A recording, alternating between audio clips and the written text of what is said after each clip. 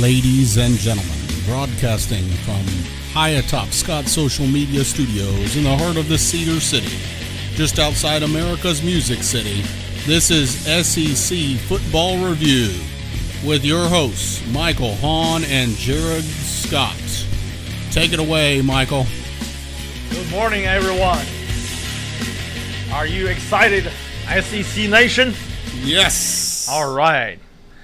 Let's talk about some football for the week. Football. Yeah. Everybody's ready, I think. Are you ready, Michael? I am. The real question here. I am. SEC Week 6. Week 6. All and, right. And your Vandy anchor downs are moving Anchor forward. down. Yeah. Bring on the Bulldogs. It's going to be a big day for Vanderbilt today. That's for sure, Michael. That is for sure. We've got a big lineup today with Alabama, Arkansas, Missouri, South Carolina. Number 5, LSU facing against number 22, Florida, in the CBS SEC Game of the Week. University Louisiana Monroe playing Ole Miss. Don't really know that anybody cares about that game much, but we do have a big Kentucky Texas A&M game today, and then of course Vanderbilt has finally got a chance to face off against somebody big with their face off against number 2 Georgia today. We also have that Auburn Mississippi State game. We got some interesting surprises from Vegas today. We'll talk about as well. Michael, so when we start looking at what's going on in the SEC, we got some interesting storylines going on this year that I don't know that we've really seen that much of in the past. You look at a Georgia and Alabama. That's a traditional powerhouse, wouldn't you say? Yeah, they have been there for so long. Especially for Bama. I don't remember there's any other team has been dominant so long in the position like that. Yeah, I don't know that there's ever been a dominance like Alabama has seen in recent years. Even if you go back to Bear Bryant, I don't even know going back that far. I mean, did the Bear have it for that long? I don't think so. Even back in the 90s when UT was good and they won the national champion, but I don't think they were so dominant overall in the nation. You got me really curious there, Michael, whether or not Bear Bryant really experienced some kind of dominance similar to what we're seeing today. If you look back at the Bryant era, right? That would have been what was that time period? I'm trying to remember. That was like 1958. Is that what it was? It would have been a different era generationally. Late 50, maybe early 60s. So accomplishments for Bear Bryant: 6 national championships, 1961, 1964, 1965, 1973, 78, and 79. 14 SEC titles. I don't know. Maybe that era was a power time for Alabama as well. Right. But it looks like based on those dates, there was significant breaks. This Alabama team has not seen any breaks whatsoever. Oh. I'm trying to remember. Have they even had any losses at home? I don't recall. I mean, this is just pure dominance on behalf of Alabama nowadays in football in the SEC conference. Right. And Georgia, I think Georgia is looking really good this year. Hopefully this will be a storyline that will actually produce some results for another SEC team to maybe potentially take out an Alabama. I believe so. I think Georgia certainly has the potential to beat Bama. They are very good overall. I mean, offense, defense, if you look at them, overall good team. Hard to beat for anybody, even Bama. So when we're looking at this, you've got a lot of big storylines, and one of those big storylines is this Kentucky team. Oh. Who would have thought that Kentucky would be sitting number 2 in the East right now, Michael? I don't even know how that's possible. Isn't that a basketball school, Michael? I believe they are.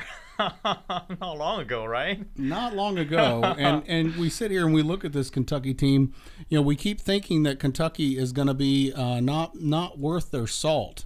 And we'll talk about this storyline in a little bit more here in a little bit. But man, Kentucky's got a challenge ahead of them today. They're going to actually have to face off against somebody else again, right? And see if they have the guts and they have the fortitude to continue to perform the way they've done. See if they have the guts or claws. Now, the other storyline here that's a really depressing storyline for me specifically is that both of my alma maters are sitting at the bottom of the SEC East. Poor Tennessee and poor Vanderbilt. Now, that being said, Vanderbilt's used to this position in the SEC. Tennessee, on the other hand, is not. And interestingly enough, Tennessee has more SEC losses than Vanderbilt right now. So technically, I should have it the other way around, but I think that maybe I'm giving Tennessee some preferential treatment today. I'm sorry, Michael. Away your personal feelings. Yeah, it should be the other way around for you today. I apologize for that. I should have put Tennessee at the very bottom because technically they are right now. So let's start talking about today's games. We're looking at our 11 a.m. Central Standard slot. Remember, we are the broadcast show broadcasting from the Central Time Zone. We're looking at number 1 Alabama at Arkansas, and we're looking at Missouri at South Carolina. Now, when we look at this Alabama-Arkansas game, is this even going to be a challenge, Han? We're looking at an Arkansas team that is just absolutely terrible this year. Arkansas Razorbacks, I don't know how they got so bad. When you look at their football, they have been bad for a while, I would say, maybe a couple of years. And then when you look at their basketball program, they are not good either. Traditionally, I think Razorbacks are a basketball team, right? When you talk about Arkansas, talking about Kentucky is a basketball school. Arkansas is kind of basketball school for a long time, but their basketball is bad. So I don't know what's going on. Maybe they need a AD, a better AD. Yeah, athletic directors, interestingly enough, Vanderbilt's struggling with that very same decision with an AD search going on right now. Yeah, I think the school put a consulting firm for searching the next AD. Yeah, so it's an athletic director world right now. They just got Phil Fulmer to come out of retirement to be Tennessee's athletic director. And, it's still yet to be seen whether or not Fulmer is going to be able to produce the results. I think it's a tough call to sit there and make a comment that, hey, yes, this is a determined or not determined thing. But when we look at this Arkansas football team, interestingly enough, their coach is actually fairly new, right? So we're not facing a situation where this is an experienced coach that's been there for a couple years and really should have his stuff together. Most I would think probably would argue that this coach is just kind of dealing with what's left over. Would you think that's the case, Michael? I would say so. Maybe a combination of everything. New coach and the team was not good. And he inherited some players not to his level of expectation, and everything just combined together to make this very bad Razorback team. I think that they are on the bottom in the West. So maybe Coach Morris, if we give him a couple years of recruiting, maybe he'll be able to turn that Arkansas team around. There was a time period when Arkansas was actually good. I'll never forget going back to 1998. Well, when you look at the teams, when you get a new coach, a lot of time people say let's him working and get his own recruiters on the new players and everything. A couple years down the road, he got his own team, and the team will turn around. But you don't see a whole lot of successful stories like that. Do you agree? I agree. It's hard to see situations that are going to be that big of a turnaround when you're talking about a team that's like that. Now, the new coach, previously Southern Methodist University, right? So, when we look at tried and tested coaches, of course, I think that hire was amidst the time when there was a lot of teams looking for coaches. Right. And it was hard to really find a coach, especially when you're in Arkansas. Arkansas has not consistently been some kind of big powerhouse team in the SEC or nationally. And so schools like that struggling to try to find a new leader for their legacy or identity. Yeah, new identity, and that's exactly what they're looking for and trying to do. And when we look at this Missouri South Carolina team, is this going to be an interesting matchup or what? Michael? Is this something you're thinking would be a good game to watch? I believe these two teams should put on a pretty good fight each other. I think South Carolina has a little bit edge over Mizzou. That's just my personal opinion. These two teams, I mean, traditionally they didn't play each other a whole lot, right? Right, because Mizzou just joined the conference recently, right? I mean, this is exactly. And interestingly enough, South Carolina, prior to the Mizzou Texas A&M adding, I think South Carolina was the newest team to the conference. Was it that's not? very true. That's very true. So the history doesn't play a big role in this rivalry. So these two teams right now, I think they are probably in the same level.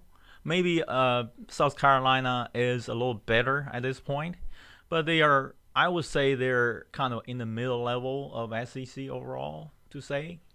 So you're thinking mid-conference. This is the fight for the middle. Is that what you're saying? Yes, that's exactly one of those games. Well, South Carolina is definitely not the South Carolina of Steve Spurrier. Although, I think Michael Clay would argue that Will Muschamp is doing a pretty good job over at South Carolina, considering that it is South Carolina. But Steve Spurrier, how do you follow a Steve Spurrier legacy at any school? That's the problem that Florida has as well, is that you're following a coach that has got tradition, history, and strength. Right. I mean, the SEC's coach, I think Spurrier is definitely on the top if you look at the legacy and the style and the influence to the whole conference.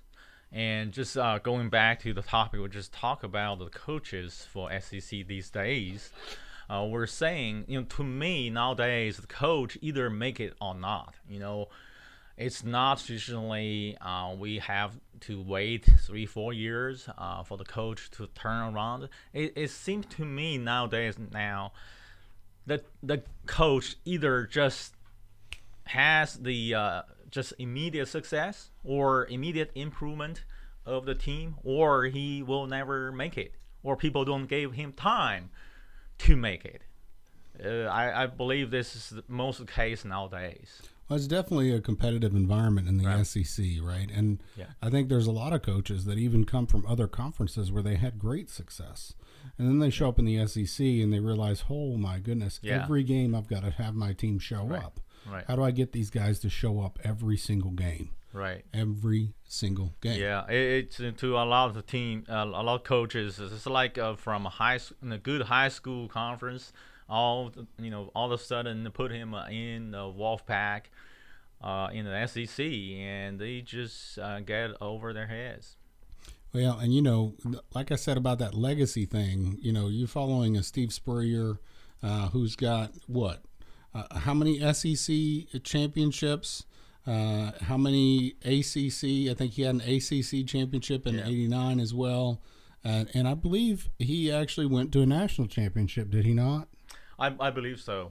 So it's tough following those big time coaches, and when we look at both Missouri and South Carolina, that's definitely a storyline there. Right. Okay, so when we look on now, this is going to be the big SEC game of the week at 2:30. That's 2:30 Central Standard Time. This is going to be number 5 LSU at number 22 Florida. The exciting thing about this one is that that LSU right now is 3-0, right? And this is a big game for them. This is going to be them being able to prove their chops. Florida just recently tapped into the top 25. They've not been there. I think Florida has already beaten Tennessee. And so when we look at what's happened here, Florida does have one loss to the Big Blue, old Kentucky. Yeah. So Kentucky has actually proven their chops, and Florida is evidence of that.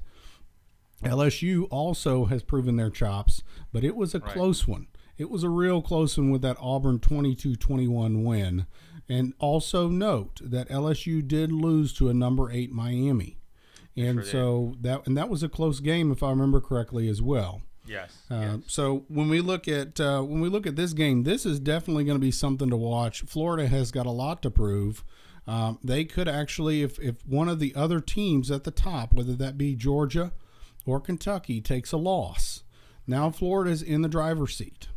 And this is going to be a very interesting dynamic because you've got a Florida underneath a Georgia and a Kentucky. Kentucky has not had a traditional track record. And they although they don't have a lot of really tough teams to play, they do still have to play Georgia. They should. They will. And when we look at that, right, Kentucky really is in the driver's seat. Georgia's in the driver's seat. Mm-hmm. But if either one of those teams is going to have to lose. Yeah. And that's going to open the door, and we'll talk about some of that here in a little bit. That's going to open the door for Florida to potentially actually still be in the running for an SEC championship. Right, but bear in mind, Florida is not Auburn. I mean, Auburn is still much better team, in my opinion, than Florida at this point. So I would not say it's going to be close game. I think at least a touchdown or half, or 1 point half touchdown, something like that. Away. Well, if Florida does actually survive this one, right, then they're following this with a Vandy, which is really beat up this year. Mm-hmm. A Georgia team, which if they win that game, now they're driving the ship, and Mizzou. So ultimately, if Florida can make it out of this one with a win, this would be huge. They have a lot to play for. Oh, definitely. These players have a lot on the line. Oh, definitely. Yeah, this is a kind of a breaking the ice kind of a game for Florida. If they won, definitely the future is much, much better for them. And if we look, this Florida team, although LSU has fought a number 8 Miami out of conference, this Florida team has not faced anybody significant out of conference. And so this is going to be, their one loss to Kentucky was probably their most challenging game so far this season. I believe so. And so this is going to be an interesting dynamic. This will be where Florida actually either shows that they are something or they are not. And it sounds like to me, Michael, that you're saying that Florida is not. I think they are much better now, but they are still not there yet. That's my thinking. Well, we're interestingly enough, last week, Michael Clay and I found this new cool thing that we enjoy doing, and it's just simply did Florida ever, or is LSU? And we love Google, and interestingly enough, I think we talked about did Kentucky ever, and the number 3 was did Kentucky ever legalize pot? But needless to say, it brings up some interesting results because, when you look at Google is driving these listings based on how many searches people are making for various different subject matters. Mm-hmm. And so I always like to just see what these are. And interestingly enough, LSU, of all people, there is LSU. The number 3 search result is LSU in the SEC. So I wonder how many LSU fans are out there going, is LSU in the Where SEC? we are.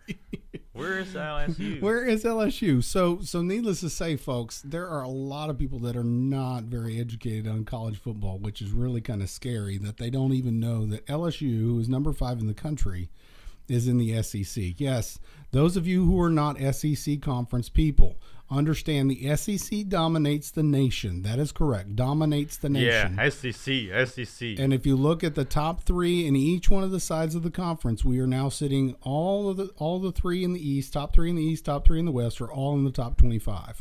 Definitely. And there is not another conference in the country that has a consistent track record like that. And just so you know, people, LSU is in the SEC.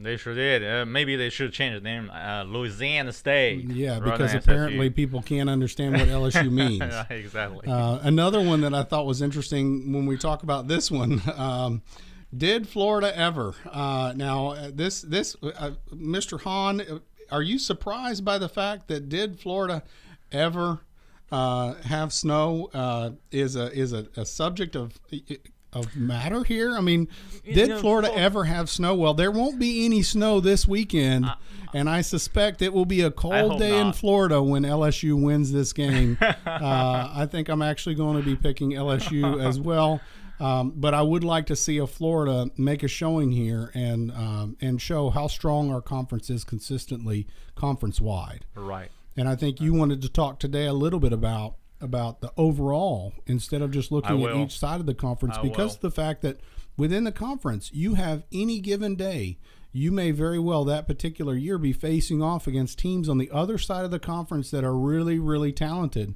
and that still counts as your conference ranking. Exactly. So a loss to a team like an Alabama, where it just happens to be this year you're playing in Alabama, right. That's going to punish you severely. I mean, except Alabama for SEC's team, maybe a few bottom dwellers. Any team can beat any other team any given day. Vanderbilt has tried to prove that over and over and over again and got really, really close many, many times. But for some reason, their fourth quarter chokes always seem to happen.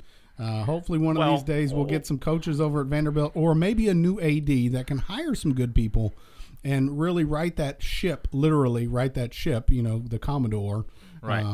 Get a new AD that's more like a Commodore and actually lead. When you talk about new AD for Vandy, I really hope that administration can find somebody can have the leadership quality who can change the culture. I think for Vanderbilt, we need to make a change of our culture for our football. It needs to be a culture of winning. Yes, culture of winning, culture of focus on the program, and a culture of improving the team overall, everything, through the facilities, right? Yes, absolutely. Yes. I mean, investment. Vanderbilt definitely has the money to do those things, but if you look at the stadium, we're probably the worst among the SEC schools, and that's not right. I think that definitely we need to improve our stadium, make it a state of art. Facilities definitely make a difference. You look at the teams that have done upgrades; it's made a huge difference. Exactly. Well, let's move on to our next game. This is going to be ULM. Who is ULM? Like LSU. Who the hell are they? Louisiana Monroe is one of those teams where I think this is a regular SEC beat up team. Exactly, and I believe Coach Dooley is from this school. Is that right? Monroe? Is that right? Mr. Dooley? Do you really have to rub Tennessee things fans, my friend of Tennessee? Is this really got to be a rub in your face? Hello from Mr. Dooley. I'm trying to forget those things. Let's see. But you do have me curious now. Is really Coach Dooley from the fun place of Louisiana Monroe? That might explain a lot. Maybe Louisiana Tech or something, but some school like that. But Louisiana, I mean, this is ULM team. They like playing SEC teams for some reason. Yeah, you got me curious, so I did want to double check. It is Louisiana Tech University. Oh, okay. But the difference between Louisiana Tech and ULM when we're talking about SEC football is about the same. Yes, so I completely understand. The poor guys over there at Ole Miss, though, I've really felt sorry, and I felt like I was kind of mean to him last week.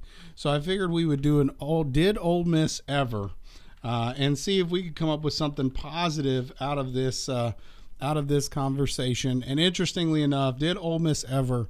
The first search won a national championship. No, it's not win. Did Ole Miss ever win a national? It's won a national championship. So I'm starting to wonder about Ole Miss fans as well. Folks, learn your English. It is. Did Ole Miss ever win a national championship? Not won a national championship. But anyway, it is good though that at least they're searching to see if they won a national championship. There we go. Teaching the people from Mississippi the English grammar. Hey, it's gonna get better. It's gonna get better. My understanding is that Ole Miss is educating the state of Mississippi and helping to improve that situation. Well, let me ask you this: if Ole Miss were in the SEC East, what would you think? Are they the bottom or they are above UT and Vanderbilt? I don't know. That's a tough one. Considering the fact that they're on sanctions, considering that fact, they're doing really well. Yeah, and I do think that this Ole Miss team probably could beat a Tennessee right now. I think so. they would beat a Tennessee. They'd beat so. Tennessee, Arkansas, and Vanderbilt right now. They probably will. And considering they're on sanctions, this is going to be a team to be reckoned with once they get off of sanctions. Sure. Now, Michael Clay and I talked about last week how it's interesting they didn't really change the coaching staff, even though the drama got rid of the head coach. Somehow one of his assistants is now leading the team. Right. And so we really struggle with that.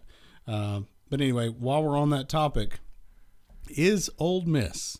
So the question for you today is, Michael, is Ole Miss, what would be the 1, 2, 3, maybe 4? I'll give you the top 4, 5, 6, 7, 8. Out of the 8, if you can get out of the top 8, give me a guess as to what you think is Ole Miss.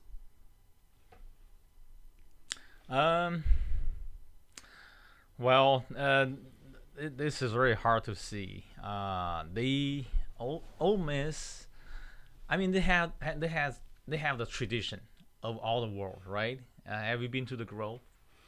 I've heard it's amazing. Yeah, I've been there before. If you haven't been, get yourself there for game day. It was awesome. So your question is out of 8, right? Out of the top 8, if you can get one of the top 8 searches on Google, is Ole Miss. What would be one of those top 8 in the searches? Is Ole Miss? Let me think about that. Just give me a little time, maybe a couple of seconds. I think Ole Miss, probably where they are. Where is Ole Miss? No. This is what is people search? What are people searching? Is Ole Miss? Is Ole Miss? You're talking about the Google search, Google right? search, right? This is going to be the general population. This may not necessarily be Ole Miss population. Such things about Ole Miss, right? Yep. So I think what Ole Miss stands for. Okay, so what Ole Miss stands for, that would actually classify under the first search. Exactly. Is Ole Miss a party school? Is Ole Miss really? a party school? Number 1 search for is Ole Miss. Well, Number 2 search for is Ole Miss. It's still right along the lines of what you said. Is Ole Miss still the Rebels? Is Ole Miss still the Rebels? Or the Bear, something like that. Wow. The next one is Ole Miss a good school? Then is Ole Miss in the SEC? Oh, my goodness. There's a lot of people that aren't really sure about who the SEC teams are. This is absolutely absurd. And then the next one after that falls right in line with what we've been talking about on the storyline with Ole Miss. Is Ole Miss football on probation? And for those of you who are searching that, they are absolutely still on probation. Yes. The next ones weren't so interesting, but I did find one on this list that I thought was very interesting. Is Ole Miss D1? Oh, well. I think Ole Miss fans So apparently, don't like it. apparently those folks out there that are wondering whether or not Ole Miss is a D1 school, they're sitting here watching this Louisiana Monroe game and thinking, oh yes, they're not a D1 school. So we're going to move on and not punish our Ole Miss Rebels anymore. While talking about Ole Miss, there are some. I think that there's some debates what really Ole Miss means. People say Ole Miss a lady, or people used to call people they serve Ole Miss, or I think it's just Old Mississippi. So the question today is, what does Ole Miss mean? Yeah, it's the Ole Mississippi. And so the top search is, what does Ole Miss? What does Ole Miss mean is the first search. Old Mississippi. And then right after that is, what does Ole Miss hotty toddy mean? Oh gosh. Oh, so Michael, you want to share with us, what does Ole Miss hotty toddy mean? I think that's how people call. Is that called the Hogs? No, that's a Razorback, right? Ooh, or whatever. But talking about Ole Miss, I have a little story about myself. Please, I'd love to hear about your escapades in the Grove there, Michael. Well, it was early years when I came to go to school at Vanderbilt, and back then I had no idea what SEC and what the college football was about. And one day I went to a Walmart or Target. I saw this hat on sale. It looks pretty good. It's called Rebels. I said, oh, that's a cool hat. So I got one and wear it to Vanderbilt. Of course, in the elevator, I got nagged by several people. And said, why are you here? And I had no clue why people hate me. I said, what? Oh, okay. And finally, I figured out. That's my story about Ole Miss. But from day one, I unaware of what the rebel meaning was. I have my little feeling about Ole Miss. I always liked the school. I went to the Grove to a party over there for the Vandy game. So it was awesome. Is Ole Miss a party school, Michael Hahn? Tell us now. I will vote for that. They are a party school. You see the tents, you see the chandeliers. High heels and the silverware on the table, on linen tablecloths and everything. Wow. The Ole Miss party school, folks. Michael Hahn has determined today that yes. The answer to that question is Ole Miss a party school? Yes, he says they are. Yes, he says they are. That's absolutely a correct answer for this search question. Okay, so when we look at, interestingly enough, the Hottie Toddy, I always thought Hottie Toddy was a drink, and it's not very clear based on a quick search on Google what Hottie Toddy really means. But I'm sure that you could give us some revelations from the Grove. if we could go back in time, Michael, we could. Yeah, we will ask the Rebel fans. That's right. We could discover what Hottie Toddy means. And the Rebels is not old. Is that old Colonel? I know. I love it. It's do we awesome. still have that? A bear? I don't know. I know that there was a lot of people out there who are trying to put down old mascots. They're just a mascot, people. They're not trying to suppress anybody or any crazy politics of it. My philosophy is, Michael, that the politics need to stay out of football. I think football is a getaway for most people. Exactly. And when you start trying to mix it, then that really screws a lot of things up that are just for enjoyment and pleasure. It has nothing to do with anything else. That's just bring up a lot of unnecessary troubles for everybody. That's right. Let's just enjoy our football games and head to the house. Exactly. I mean, people pay the tickets, the big time to That's right. watch you If you don't football. like it, don't buy the tickets. Exactly. If you don't like it, don't buy the tickets. For me, I'm an engineer and you are an entrepreneur. And I'm an engineer. I collect the money from my clients, whatever they want me to design or to work on the project. I will not stay over there and say, hey, I'm going to stop my engineering work, to do a political statement. Absolutely. And my client will fire me right away. Right away. Yep. Okay, moving on. Now for the fun. Okay, Mr. Hahn. So this is that Kentucky story. Oh, my goodness. The blue wave. So we got the roll tide, red tide on one side, and now we've got a blue wave coming through. Do they call themselves the blue waves or mist? They're going to be waving a lot today, I think. Make some waves. This team has got a lot on the line right now. This Kentucky team is really feeling their oats, and they better not underestimate this Texas A&M team. There's a reason why this game is being broadcast on ESPN, the main network, because this Kentucky team is ranked number 13 right now. I don't even know if Kentucky has ever been ranked this high before. I'm very curious. No. What do you think about this Kentucky team, Michael? Do you believe they're everything they're cracked up to be? Well, certainly they won a lot of games so far right now, and they look super good, super sharp. And Kentucky, even at the beginning of this season, nobody really expected they will do so good.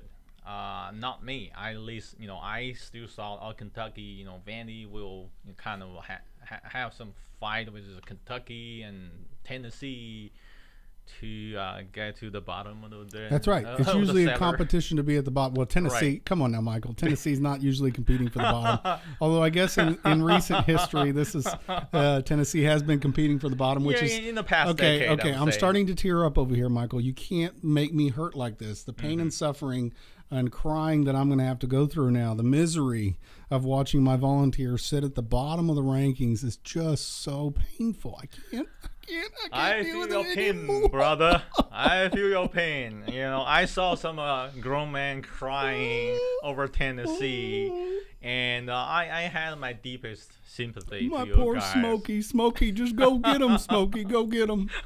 Although secretly, I probably laughing at your guys. Okay, crying. no more laughing. Thank you very much. Let's Well- take a look at this Kentucky team, right? They've already done some KOs. In fact, they knocked out Florida, Mississippi State, and South Carolina. All fairly good teams SEC-wide when we look at middle of the conference, right? Yes. I mean, Florida, Mississippi State, and South Carolina would all be considered mid-conference. They're not at the bottom. Yeah, then, and they won both teams pretty convincingly, I would say. I would say so as well. Yeah. And you got me curious. You know, we always like the has Kentucky ever or has Tennessee ever. But if we do has Kentucky football, has Kentucky football gives us some very interesting results. And this is evident of the beliefs right now and what this Kentucky team can do. Has Kentucky football ever been ranked? Has Kentucky football ever been ranked in the top 25? These are the top 4 searches on Google. Has Kentucky ever been ranked was number 1. Has Kentucky ever been ranked in the top 25 was number 2. Has Kentucky football ever been 5-0 was number 3. Has Kentucky football ever started 5-0 was number 4. There is some belief out there right now. I believe they have been ranked before. I'm pretty sure for that, for top 25 at some point. But I don't recall, at least in my time, Kentucky has been there for 5-0 to start. That's just my best guess.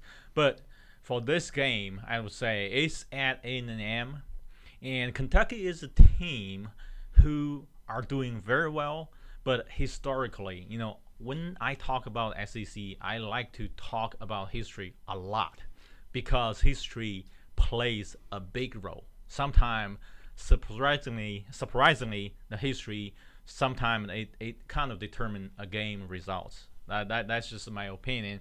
I think this might be the game doing that to reveal a true color of a team in the background of big old history.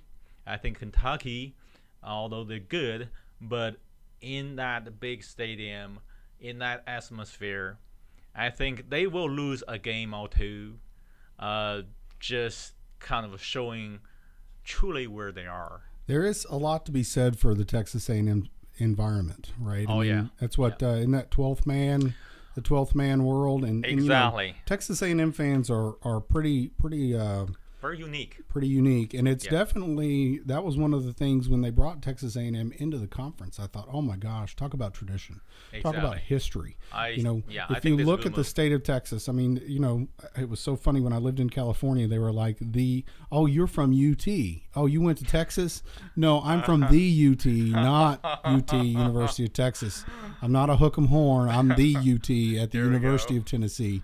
And so a lot of those California folks, you know, they think UT means Texas. Well, guess what? There's a better UT, better UT that sits in the SEC conference, at least traditionally, not this year, but at least traditionally. Interestingly enough, though, so Michael, you know, the question of has Kentucky ever been ranked? Yes. Do you know who got Kentucky ranked? Who? What coach got Kentucky ranked consistently in the top 25? Yes, they have been ranked in the top 25. Those of you who are making those searches, Kentucky has been ranked in the top 25. The question is, which coach brought Kentucky to the top 25 consistently? We're talking about 1, 2, 3, 4, 5 times this coach took Kentucky to the top 25. Oh, okay. Who is this coach? So I would say if they were ranked that, you know, in a row for that many times, it must be before the 90s. It was definitely before the 90s. In fact, this was in the 1950s. Oh, okay. That's my guess. Going back to the 1950s, and this is a coach that another team claims to be their greatest coach ever in history. Right. Except maybe their current coach. Who would it be? So you're asking me that question. I'm too young to answer. Well, that's what happens when you're young, Michael. That's how it is.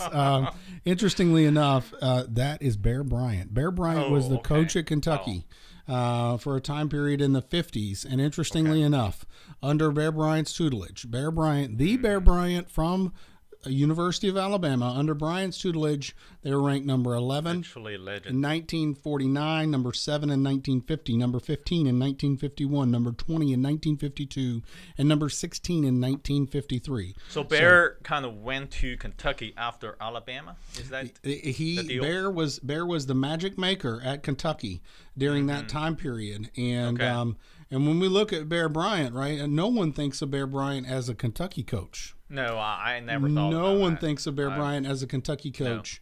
No. But when we look back, right, he was actually at Kentucky from 1946 to 53. 54 to 57, interestingly enough, he was at Texas A&M. So these are two legacy Bear Bryant programs that are facing off against each other today. And then he left Texas A&M in 1957 to go to Alabama from 1958 to 1982.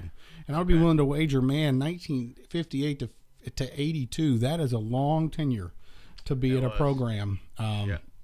But, man, talk about a legacy. That man left some big legacies behind him. And those legacies now, 3 of those huge legacies sit atop the conference in the SEC. Wow. Well, where's Bear's tomb? I want to visit his tomb. That's a pretty powerful man. Oh, yeah. Died at age 69 at Tuscaloosa, Alabama, and he has left a lasting impact, not just on Alabama football, but on the SEC conference as a whole. So he's definitely bigger than Spirit. Yeah. Thank you, Bear Bryant, for your contribution to the SEC and everything that you've done to make college football in the SEC what it is today. Right. And talking about this team now, A&M is definitely has having a very big tradition, big stadium, big atmosphere, and very unique tradition for the band. They don't have a cheerleader. I think they call leader, something like that. So that's very unique. Not even in SEC, but nationwide, it is very unique. I mentioned before I went to the first Vandy A&M game when they first joined SEC. Yep. It was in their stadium. So I flew to Dallas. Back then my son was working over there, so we drove all the way to College Station. And the campus is huge. It's flat and huge. And to be honest, I don't like the campus a whole lot, because it's like Texas, flat and huge. That's the only impression I have for the campus. But the stadium... You have a problem with flat things, huh, Michael? Is that what it is? I like the rolling hill of Tennessee. Oh, now we know why. Now we know why. But anyway, we went to the stadium. The stadium was huge, and the fans are very friendly, very nice. And they don't have cheerleaders. They have call leaders.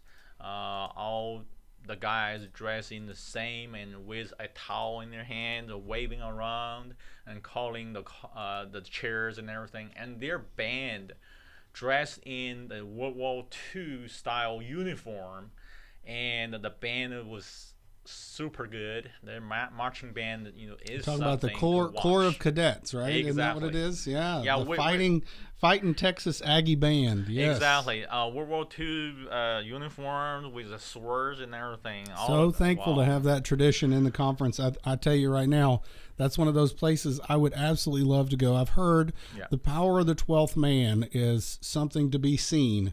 Sure. And Kentucky is definitely going to feel that today. They will feel that today. They will.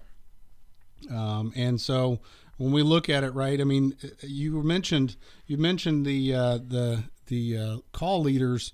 It looks like they call them the yell leaders. I didn't realize that's the case. I think that's and then they've got a nickname for the football team called the Wrecking Crew. So there we go. So the question is Kentucky going to be able to handle the Wrecking Crew? I would say if they can pull it off today, that's going to be a big statement.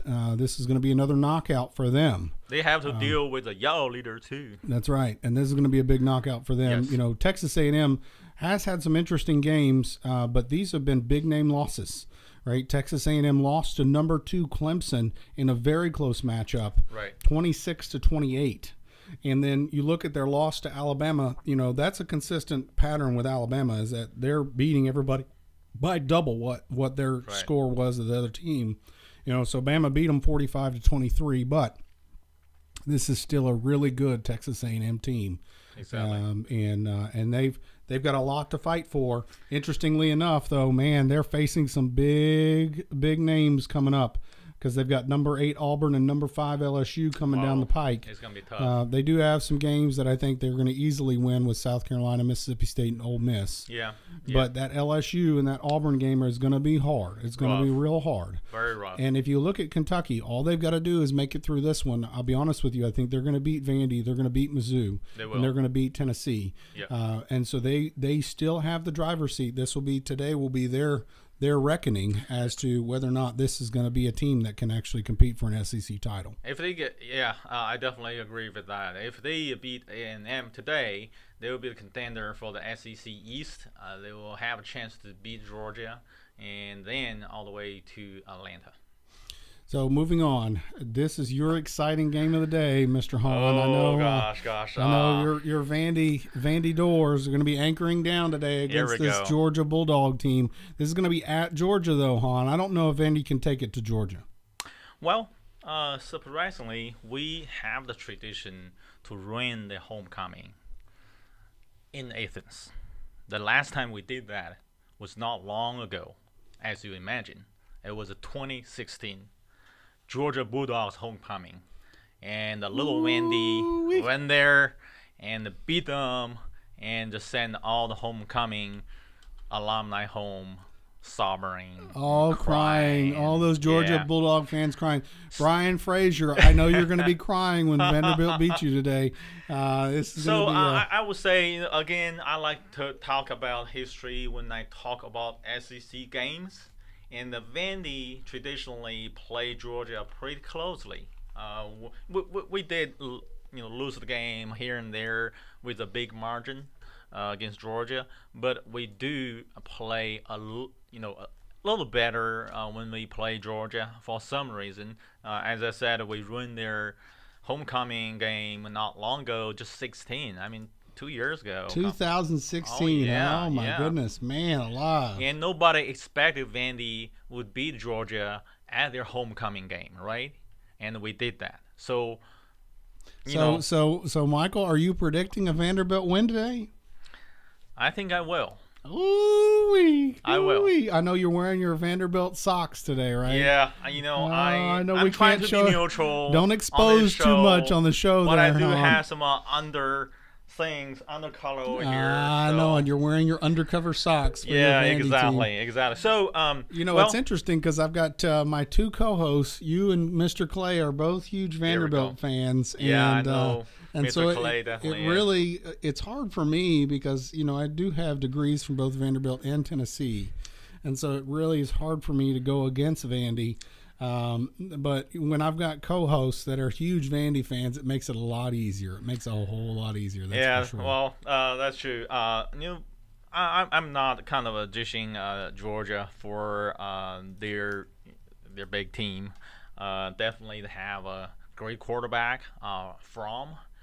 He has been. I think his passing rate is 72.5 so far for this season. He is doing very well. So Vandy's defense is facing a big quarterback, and we need to put him in some sort of a hot seat for the game. You cannot give him time to pass like a 70-80%. He definitely will tear you apart. And their running back, they got two running back of very, very good, Holyfield and Swift. These two guys certainly can run. So either way, you have to stop the run, you have to stop the pass. Vandy is facing a big task for doing that, but it's not saying we can't do that. We have done it before, and we will do that in the future. So Hahn is predicting. Here we go. He's predicting a dynamite down the field today. Yeah, let's pump some Vandy like a goal. Good old Michael Hahn. Here we go. Coming to the field. For Vanderbilt, Vanderbilt is a team. It's kind of hard to predict. For last game we played TSU, and you will say, "Oh gosh, this is the bottom dweller team of SEC." Definitely, they don't they didn't look good for that team, for that game, for sure.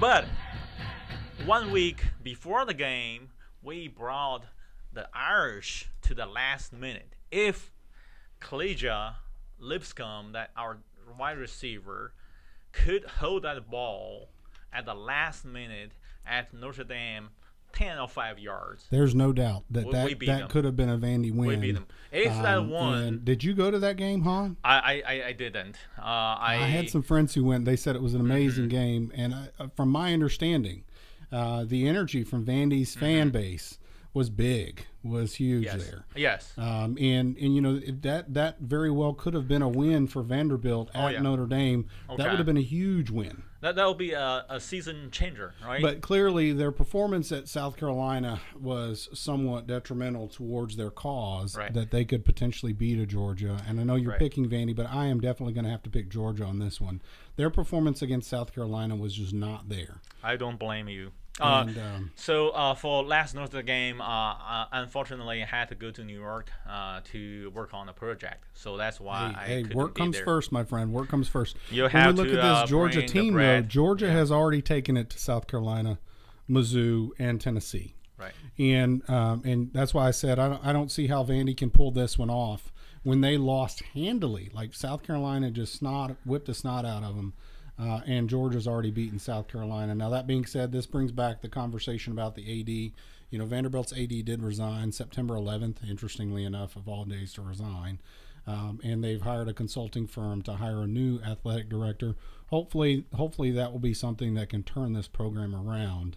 I know Tennessee, although we've not seen the evidence of it yet because it's been too short of a time, but I think bringing back Phil Fulmer as the AD was a good decision for Tennessee, and I think that's going to prove to be a long-term positive for the team, and I think Vandy can really benefit from that as well. I don't know that Derek Mason is in the hot seat, but if he doesn't really perform, he's been there for how long now? I think this is the 5th year.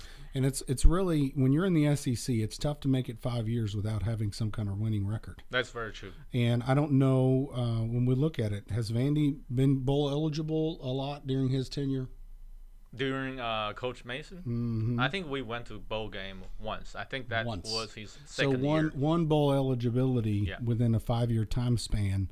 I would argue that even though this is Vandy, we are still looking at a hot seat for Derek Mason. Vandy has patience with our coaches. Yeah, well, that patience is going to run out real quick if you can't show any results. Especially after Coach Franklin.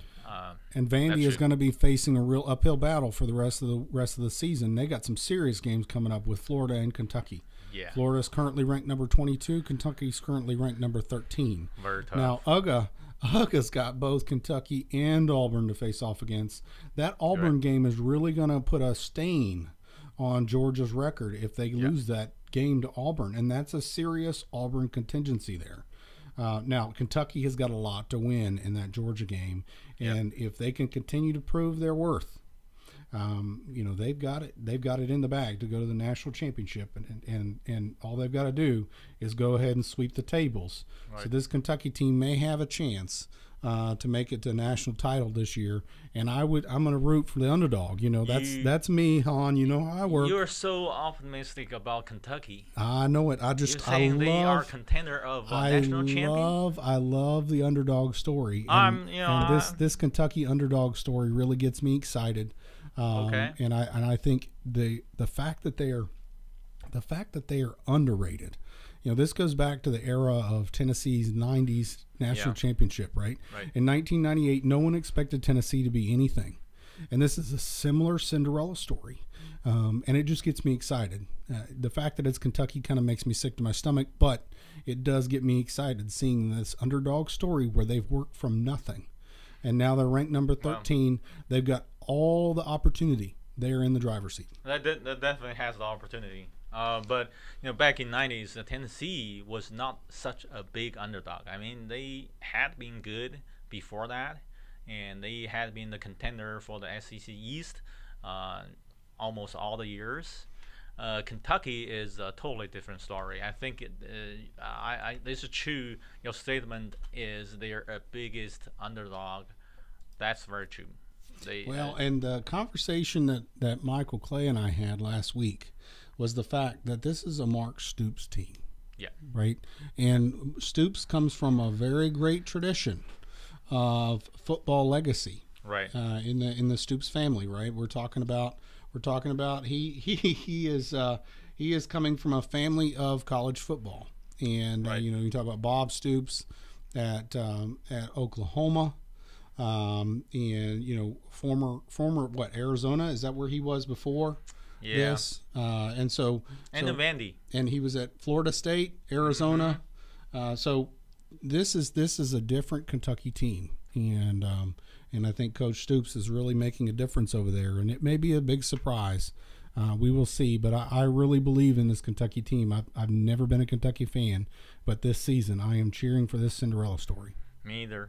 I'm not a huge Kentucky fan ever. So. Well, clearly, Michael, you're not going to cheer for the Cinderella story. So moving on, this is the last game of the evening, isn't it? This is the number 8 Auburn versus Mississippi State. Am I right here?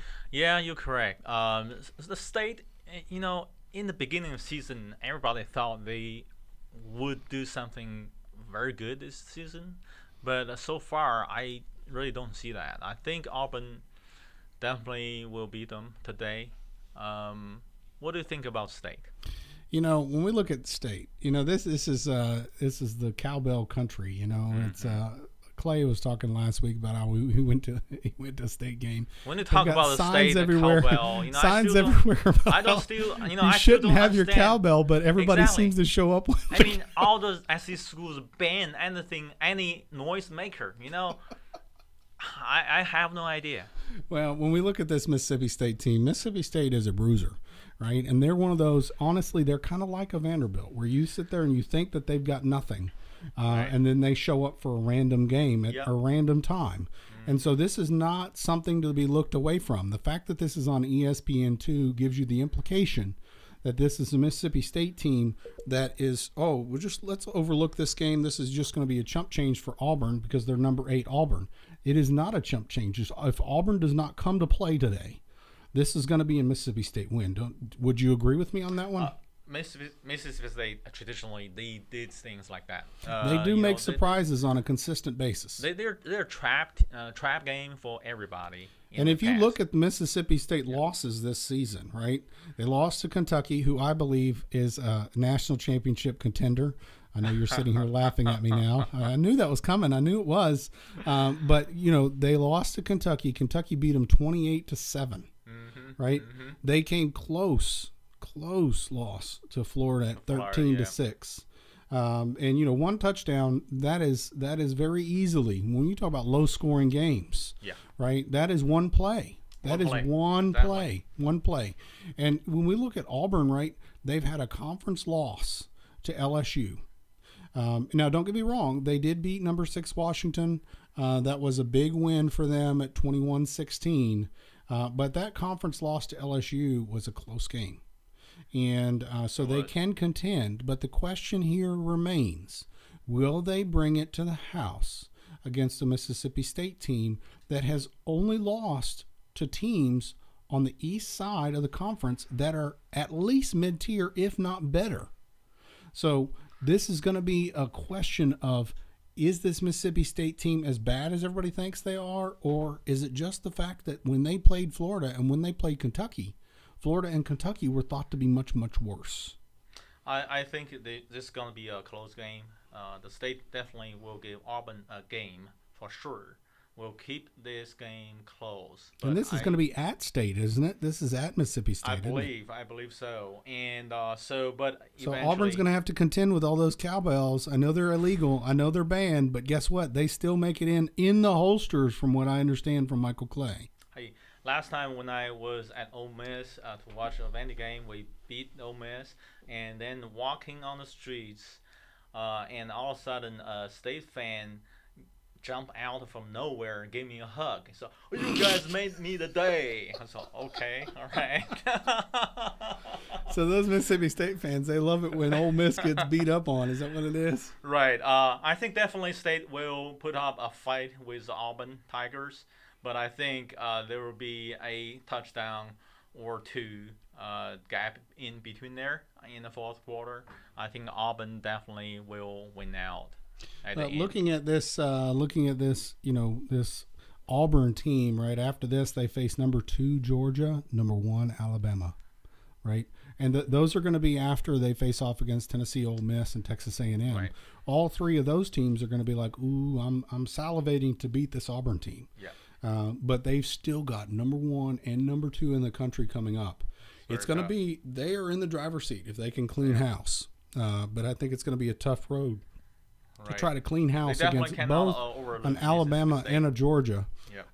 And interestingly enough, if you look at Tennessee's schedule, they every year play Alabama and Georgia. Gosh. It isn't every year for them. And I want to say Vanderbilt's every year is Georgia, but they don't every year play Alabama. No. Tennessee has the pain and suffering of having to face a Georgia team and an Alabama team every single year. And so hopefully our new coach over there at Tennessee, who came from Alabama, will be able to make some things happen. I think, once again, Phil Fulmer made a good hire there. We just got to give him some time. He needs some magic. When you look at this Mississippi State, right, they're going to follow with a number 5 LSU team, a Texas A&M, and a number 1 Alabama. Texas A&M, man, they've got a schedule, do they not? They have got a challenging schedule. They've got a challenging schedule. So this is going to be on ESPN2. This is going to be our nightcap, as Michael Clay would like to call it, our 6:30 p.m. Central Standard Time. Number 8 Auburn at Mississippi State. That's on ESPN2. Now, when we look here, I think the commentary was, hey, what is the over/under spreads? This is something that I found that Clay does that's very interesting. When we look at the Vegas numbers, I didn't do Michael Clay style. I didn't pull him right straight out of the Nashville Tennessean. I know he would have his little newspaper with his circles on the page. I do miss you, Michael, man. We look forward to having you back next week. But when we look, these came right straight out of Vegas, and there was some of these that had a range throughout all the different betting facilities. But when we look at this one, right, Alabama is expected to beat Arkansas by 35. Han, what is your pick on this one? Is Arkansas going to cover this spread of 35? That's a huge spread. It is huge. I would say, I think the margin will be even more than this. I would say 40. Oh, my goodness. Yeah. Okay, so Han is picking a bigger spread than 35. I'm actually going to pick Arkansas to cover. There's no way Arkansas is going to win this game. No. But I don't think Alabama is going to be able to run it up on them by 35. I think they may be able to cover it, maybe by a field goal or so. So I'm gonna pick Arkansas on the over under on this one. Oh, wow, interesting. So when we look at Missouri at South Carolina, I cannot believe this. Missouri is picked by 2 at South Carolina. How is that? I don't know. Is this Missouri team that good? I didn't think they were that good. No. I mean, I know South Carolina doesn't have the massive home field advantage that a lot of these other teams have, but I don't think this Missouri team is that good. What do you think, Han? I will pick South Carolina by 7. I definitely don't think Mizzou can beat South Carolina. I think South Carolina at the end of the game, they will win at least by 1 touchdown. Yeah, and I'm gonna go South Carolina on this one as well. I don't think Vegas has got this one right. I don't think they do. I don't believe in that. I think maybe Vegas is a little too close to Missouri, and maybe that's kind of clouded their judgment. But I think this South Carolina team is gonna at least beat the spread. I think they're gonna win this game. I don't think Mizzou has a chance to win. I think it'll be a close game. It'll be a good game to watch. When we look at this number 5 LSU at number 22 Florida, I could not believe, and it's not that I can't believe that LSU is expected to win. Well, if they it's that I can't believe that LSU is expected to win by 2. Clearly there is an indication here that this is a potential Florida win. This is going to be at the Swamp, so that is a big deal, no doubt about it. This is a number 5 LSU team. Florida hasn't even been ranked in the top 25 until now. They're ranked number 22 now, and although Florida did beat Tennessee, they didn't look that great. But that doesn't mean anything. It doesn't mean anything. So what are you picking? What are you picking, Han? Are you picking Florida to win this game? No way. I pick LSU by 2. I agree with you. There's no way. Unless it's by 2 touchdowns. So I pick LSU by 2 touchdowns, 14. Oh wow, that's a pretty big pick. I don't know. I'm not impressed with this Florida team, and so I do expect LSU to win. In fact, I expect them to win by a lot more than 2. I think this spread of 2 is a Vegas mistake as well. I think that this should be a bigger spread for LSU. So I'm gonna pick LSU to cover this very easily, and Florida not to win this. I would say probably by 2 touchdowns as well. Yeah.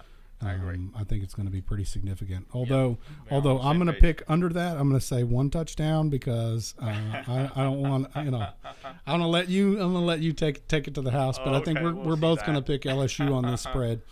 Monroe at Ole Miss.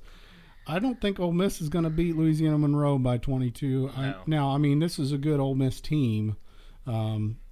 But I don't think they have a lot to work for. I don't think they have a lot of motivation. I think this is going to be one of those where they just get by, and that's okay. That's okay. I say by 10, 1 touchdown, 1 field goal. Yeah, I think Monroe is going to hold their own against this team that's pretty beat up. Exactly. I don't know what their motivation is to continue to fight. Now, this Kentucky-Texas A&M game, I can't. Vegas was confused on this one. Usually spreads on these are really, really close. But interestingly enough, the Vanderbilt, Georgia, and the Kentucky, Texas A&M, the various different pickers were all over the place. A 3 to 6 range for a Texas A&M win over Kentucky. Now, Texas A&M is not even ranked, so they are giving Texas A&M a lot of credit for taking it to their house. That's true. So everybody is assuming that Kentucky is not going to be able to do this, and then they're not going to be able to seal this season. And you know who I'm picking right now, huh? I definitely know. National champion contender. That's right. Kentucky, that national championship contender. Those of my relatives that are in Kentucky right now, I know you're sitting there going, Jared, you've got to be kidding me. Are you really picking us to be a national championship contender? And they're probably cheering me on right now thinking, oh, we would love that, but it's not going to happen. I'm still going to pick it because I think this Kentucky team has got a lot to play for. And I do believe in Cinderella stories, especially when you're underrated.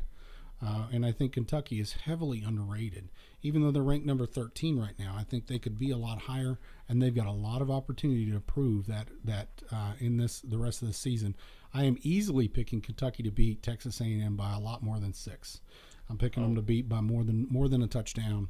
And I don't think this Texas A&M team, even if it's at the 12th man stadium, I still think Kentucky can take it to them. I don't think this Texas A&M team is good enough to really be able to take it to the house. All right. What is your pick on this one? I pick A&M just because the tradition they have, the state there that's at their own stadium.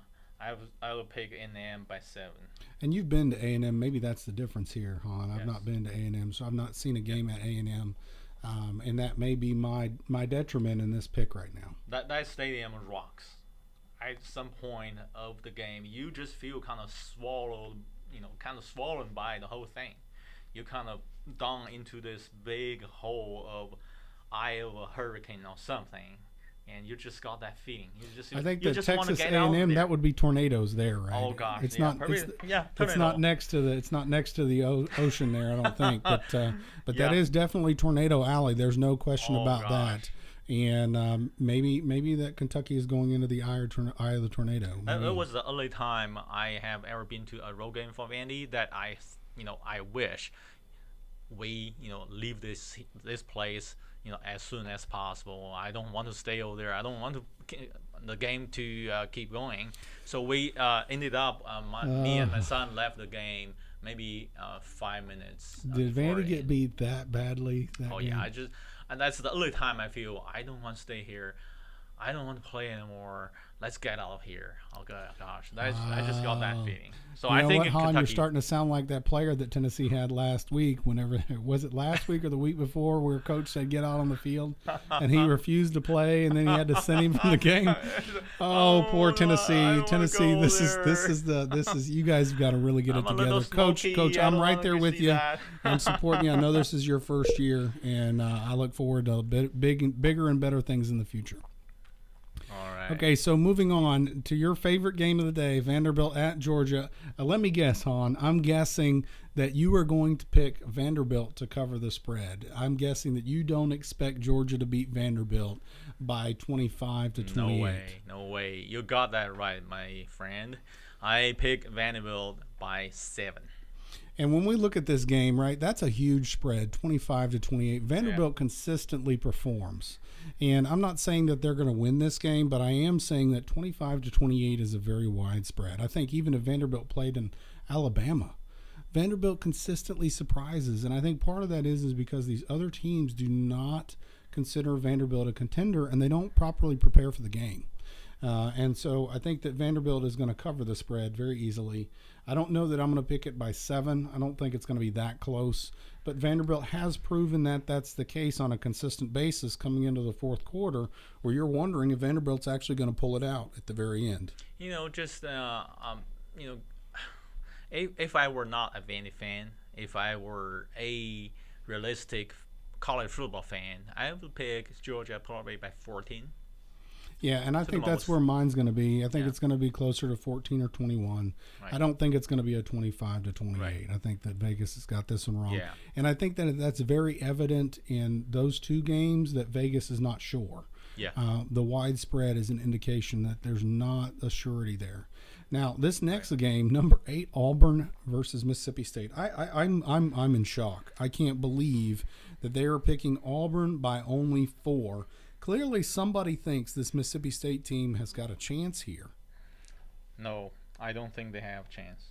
Well, you know how I am with underdogs. I got to admit, you know, watching a War Eagles game is exciting. But when we look at Mississippi State, I've never been, but the way Clay talks, that's an intimidating environment to be in. And Auburn is going to State.